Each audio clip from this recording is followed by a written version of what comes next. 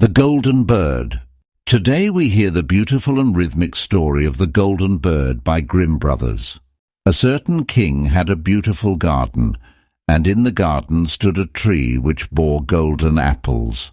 These apples were always counted, and about the time when they began to grow ripe, it was found that every night one of them was gone. The king became very angry at this, and ordered the gardener to keep watch all night under the tree. The gardener set his eldest son to watch, but about 12 o'clock he fell asleep, and in the morning another of the apples was missing.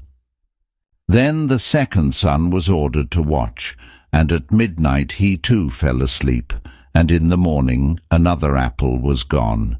Then the third son offered to keep watch, but the gardener at first would not let him, for fear some harm should come to him. However, at last he consented, and the young man laid himself under the tree to watch.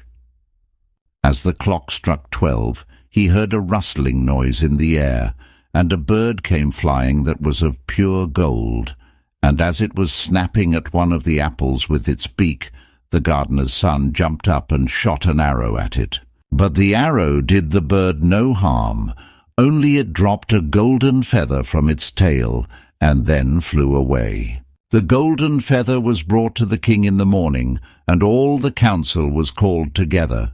Everyone agreed that it was worth more than all the wealth of the kingdom. But the king said, "One feather is of no use to me. I must have the whole bird." Then the gardener's eldest son set out, and thought to find the golden bird very easily. And when he had gone but a little way, he came to a wood, and by the side of the wood he saw a fox sitting. So he took his bow, and made ready to shoot at it. Then the fox said, "Do not shoot me, for I will give you good counsel. I know what your business is, and that you want to find the golden bird. You will reach a village in the evening, and when you get there, you will see two inns opposite to each other, one of which is very pleasant and beautiful to look at. Go not in there, but rest for the night in the other, though it may appear to you to be very poor and mean." But the son thought to himself, "What can such a beast as this know about the matter?" So he shot his arrow at the fox, but he missed it, and it set up its tail above its back and ran into the wood. Then he went his way, and in the evening came to the village where the two inns were. And in one of these were people singing and dancing and feasting, but the other looked very dirty and poor. "I should be very silly," said he, "if I went to that shabby house and left this charming place." So he went into the smart house, and ate and drank at his ease, and forgot the bird, and his country too. Time passed on, and as the eldest son did not come back, and no tidings were heard of him, the second son set out, and the same thing happened to him. He met the fox, who gave him the good advice. But when he came to the two inns, his eldest brother was standing at the window where the merrymaking was, and called to him to come in, and he could not withstand the temptation, but went in and forgot the golden bird and his country in the same manner. Time passed on again, and the youngest son too wished to set out into the wide world to seek for the golden bird. But his father would not listen to it for a long while, for he was very fond of his son, and was afraid that some ill luck might happen to him also, and prevent his coming back. However, at last it was agreed he should go, for he would not rest at home. And as he came to the wood, he met the fox, and heard the same good counsel. But he was thankful to the fox, and did not attempt his life as his brothers had done. So the fox said, "Sit upon my tail, and you will travel faster." So he sat down, and the fox began to run, and away they went over stock and stone so quick that their hair whistled in the wind. When they came to the village, the son followed the fox's counsel, and without looking about him went to the shabby inn, and rested there all night at his ease. In the morning came the fox again and met him, as he was beginning his journey, and said, "Go straight forward till you come to a castle, before which lie a whole troop of soldiers fast asleep and snoring. Take no notice of them, but go into the castle and pass on and on till you come to a room where the golden bird sits in a wooden cage. Close by it stands a beautiful golden cage, but do not try to take the bird out of the shabby cage and put it into the handsome one, otherwise you will repent it." Then the fox stretched out his tail again, and the young man sat himself down, and away they went over stock and stone till their hair whistled in the wind. Before the castle gate all was as the fox had said, so the son went in and found the chamber where the golden bird hung in a wooden cage, and below stood the golden cage, and the 3 golden apples that had been lost were lying close by it. Then thought he to himself, "It will be a very droll thing to bring away such a fine bird in this shabby cage." So he opened the door and took hold of it and put it into the golden cage. But the bird set up such a loud scream that all the soldiers awoke, and they took him prisoner and carried him before the king. The next morning the court sat to judge him, and when all was heard it sentenced him to die, unless he should bring the king the golden horse which could run as swiftly as the wind, and if he did this, he was to have the golden bird given him for his own. So he set out once more on his journey, sighing, and in great despair, when on a sudden his friend the fox met him and said, "You see now what has happened on account of your not listening to my counsel.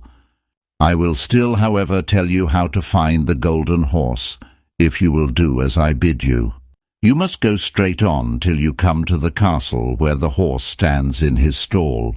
By his side will lie the groom fast asleep and snoring. Take away the horse quietly, but be sure to put the old leathern saddle upon him, and not the golden one that is close by it." Then the son sat down on the fox's tail, and away they went over stock and stone till their hair whistled in the wind. All went right, and the groom lay snoring with his hand upon the golden saddle. But when the son looked at the horse, he thought it a great pity to put the leathern saddle upon it. "I will give him the good one," said he. "I am sure he deserves it." As he took up the golden saddle, the groom awoke and cried out so loud that all the guards ran in and took him prisoner, and in the morning he was again brought before the court to be judged, and was sentenced to die. But it was agreed that, if he could bring thither the beautiful princess, he should live, and have the bird and the horse given him for his own. Then he went his way very sorrowful, but the old fox came and said, "Why did not you listen to me? If you had, you would have carried away both the bird and the horse. Yet will I once more give you counsel. Go straight on, and in the evening you will arrive at a castle. At 12 o'clock at night the princess goes to the bathing-house. Go up to her and give her a kiss, and she will let you lead her away. But take care you do not suffer her to go and take leave of her father and mother." Then the fox stretched out his tail, and so away they went over stock and stone till their hair whistled again. As they came to the castle, all was as the fox had said, and at 12 o'clock the young man met the princess going to the bath and gave her the kiss, and she agreed to run away with him, but begged with many tears that he would let her take leave of her father. At first he refused, but she wept still more and fell at his feet, till at last he consented. But the moment she came to her father's house the guards awoke, and he was taken prisoner again.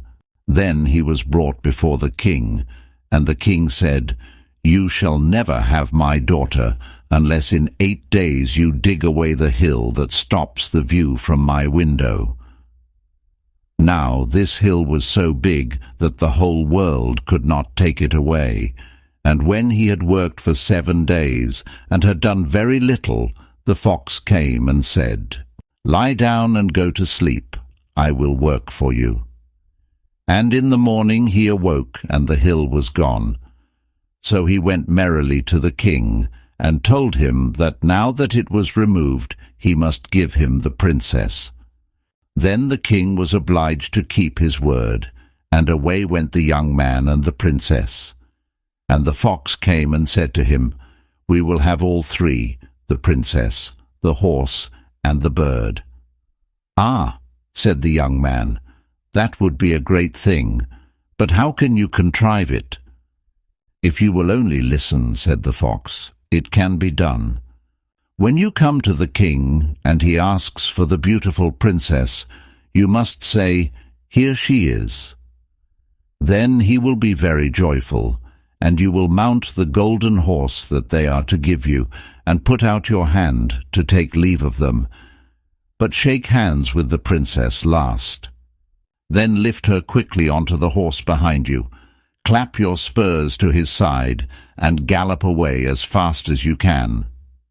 All went right. Then the fox said, "When you come to the castle where the bird is, I will stay with the princess at the door, and you will ride in and speak to the king. And when he sees that it is the right horse, he will bring out the bird. But you must sit still and say that you want to look at it, to see whether it is the true golden bird. And when you get it into your hand, ride away."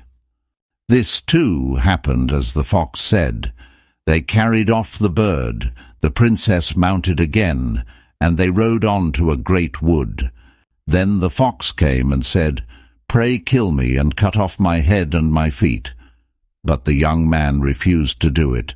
So the fox said, "I will at any rate give you good counsel. Beware of two things. Ransom no one from the gallows, and sit down by the side of no river." Then away he went.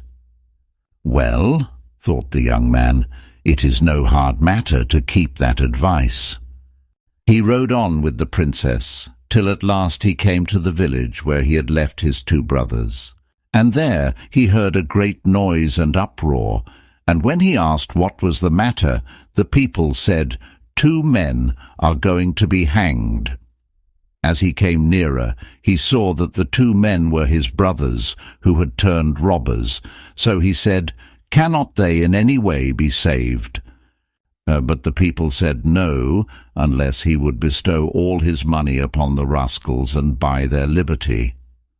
Then he did not stay to think about the matter, but paid what was asked, and his brothers were given up, and went on with him towards their home.